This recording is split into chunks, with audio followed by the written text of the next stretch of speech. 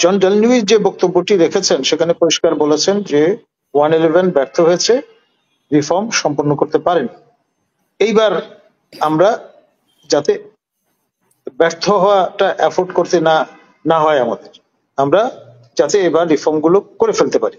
এখন আন্তর্জাতিক সম্প্রদায়ের পক্ষ থেকে এই প্রত্যাশাটা তারা ব্যক্ত করছে। এই যে হাইপার অ্যাক্টিভ হাই কমিশনার কেন এই হাইপার অ্যাক্টিভিজম দেখাচ্ছেন? কারণ তিনি আদিষ্ট হয়েছেন যে কোনো ভাবে হোক পাকিস্তানের পররাষ্ট্রমন্ত্রীর ভাষায় বাংলাদেশ হচ্ছে হারিয়ে যাওয়া ভাই। সেই হারিয়ে যাওয়া ভাইকে যত বেশি পরিমাণে আলিঙ্গন পাশে আবদ্ধ করা যায় তত ভালো, টু ক্যাচ আপ।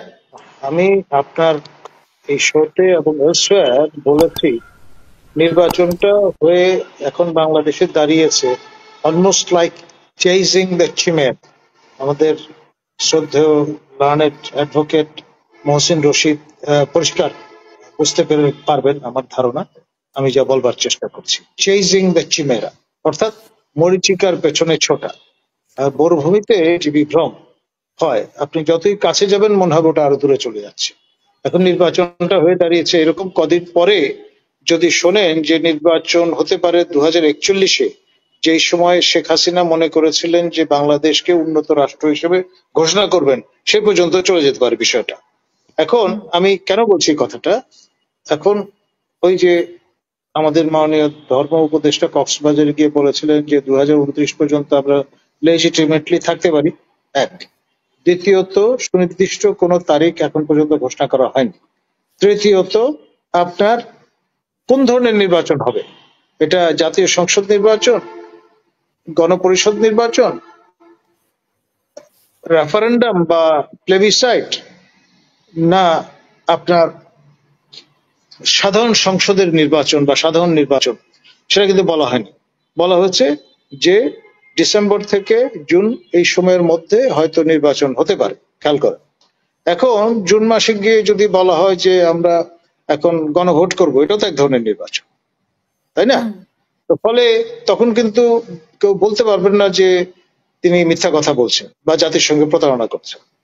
সেই বিষয়টাও কিন্তু চলে আসতে পারে ফোরফ্রন্টে। 1, 2, 3। চতুর্থত যে বিষয়টা সেটা হচ্ছে যে আমাদের আশিক চৌধুরী মাননীয় প্রতিমন্ত্রীর মর্যাদায় নিযুক্ত তরুণ তুর্কি, তিনি যে ইনভেস্টর্স কনফারেন্স হয়ে গেল, সেখানে যারা সম্ভাব্য ইনভেস্টর তাদের সামনে কিন্তু যে রূপরেখাটা তুলে ধরেছেন 2035-এর, এখন 29-এ গিয়ে 35 বললে কাছে মনে হবে। মানে তাদের ব্যাক অফ দ্য মাইন্ড যে বিষয়টা আছে, ধাপে ধাপে তারা কিন্তু 41 পর্যন্ত গিয়ে যদি উপনীত হন তাহলে অবাক হওয়ার কিছু থাকবে না। আর যে প্রশ্নটা আসছে সেটা আপনার আমাদের যে 3 জন ব্যক্তি নর্থ আটলান্টিক রিজিয়নের থেকে এই সফল বিপ্লব সম্পন্ন করার কুশলীয় হিসেবে কাজ করেছেন, প্রফেসর আলী রিয়াজ,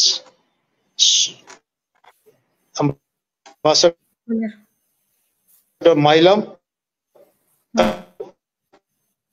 জন ডেলনিউইস আর প্রফেসর আলী রিয়াজ তো ইতিমধ্যে এখানে মোতায়েন আছে, এবং প্রায় 3টি ইন্টারাকশনে আমার সঙ্গে তাদের দেখা হয়েছে, এবং 3 জায়গায় প্রফেসর আলী রিয়াজও উপস্থিত ছিলেন, বা অন্তত 2টি জায়গায় উপস্থিত ছিলেন, এবং তিনি অনেক সময় ব্যাক সিটে বা দ্বিতীয় সারিতে বসেছেন। আর জন ডেলনিউইস যে বক্তব্যটি রেখেছেন সেখানে পরিষ্কার বলেছেন যে 111 ব্যর্থ হয়েছে, রিফর্ম সম্পন্ন করতে পারেনি। এইবার আমরা যাতে ব্যর্থ হওয়াটা অ্যাফোর্ড করতে না হয় আমাদের, আমরা যাতে এবার রিফর্ম গুলো করে ফেলতে পারি। এখন আন্তর্জাতিক সম্প্রদায়ের পক্ষ থেকে এই প্রত্যাশাটা তারা ব্যক্ত করছে, এবং আপনার এই যে প্রত্যাশাটা সেটি খেয়াল করে দেখেন, আমাদের প্রতিবেশী রাষ্ট্র ভারতের পররাষ্ট্রমন্ত্রী জয়শঙ্কর দুধে মানুষ, তিনি কিন্তু বিষয়টা বুঝতে পারছেন। আর পাকিস্তানের সঙ্গে যে বিষয়টা সেটাও কিন্তু বিচ্ছিন্ন হয়ে দেখার সুযোগ নেই।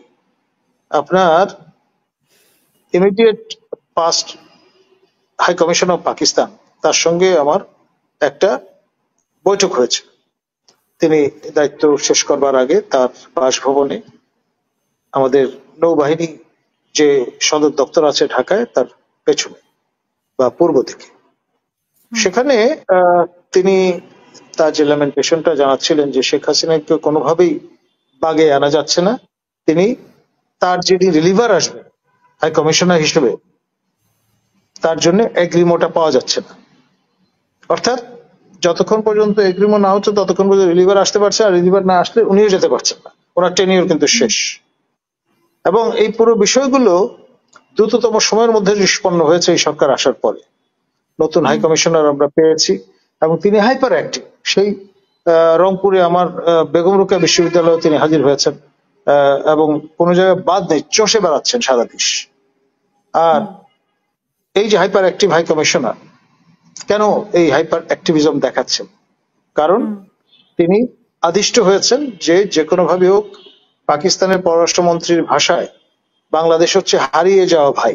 সেই হারিয়ে যাওয়া ভাইকে যত বেশি পরিমাণে আলিঙ্গন পাশে আবদ্ধ করা যায় তত ভালো, টু ক্যাচ আপ। যেই মিসড অপরচুনিটিটা আমরা সেই ৭৫-এর আগে থেকে মানে ৭১ থেকে এ পর্যন্ত যেই অবস্থাটা তৈরি হয়েছে, শেখ হাসিনার প্রচন্ড প্রেশার ক্রিয়েট করা হয়েছিল তার দলের পক্ষ থেকে, তারপরে যারা ঘাতক নির্মূল কমিটি ধরনের প্ল্যাটফর্মে ছিলেন তাদের পক্ষ থেকে, যাতে পাকিস্তানের সঙ্গে কূটনৈতিক সম্পর্ক ছিন্ন করে ফেলা হয়। খেয়াল করে দেখেন আমাদের দুই মন্ত্রণালয় দ্বারা পরিচালিত, যৌথভাবে পরিচালিত think tank Bangladesh institute of international strategic studies, যেটি পররাষ্ট্র মন্ত্রণালয় যৌথভাবে দেখভাল করে, সেখানে একটি সেমিনারে বক্তব্য রাখছিলেন ইরফান রাজা, একজন পাকিস্তানি কূটনীতিক। তাকে তাৎক্ষণিকভাবে সেখান থেকে বহিষ্কার করা হয়েছিল এবং পরে পার্সন নন গ্রাটা করে দেশে বাইরে পাঠিয়ে দেওয়া, স্বদেশে চলে যেতে বাধ্য করা হয়েছিল। এই ধরনের ইনসিডেন্ট গুলো আপনার কিসের পরিচয় বহন করত, সেই বিষয়গুলো কিন্তু আমাদের খেয়াল করে দেখা দরকার। এখন যে বিষয়টা দাঁড়িয়েছে মানে লাভ হেট রিলেশনের মতো বিষয়টা সেই জায়গায় এসে পৌঁছেছে। পাকিস্তান কমনওয়েলথভুক্ত একটি দেশ, ভারত কমনওয়েলথভুক্ত একটি দেশ। ভারত, পাকিস্তান, বাংলাদেশ তিন দেশই ব্রিটিশ রাজের অধীনে ছিল। আমাদের একটা কমন ল হেরিটেজ আছে।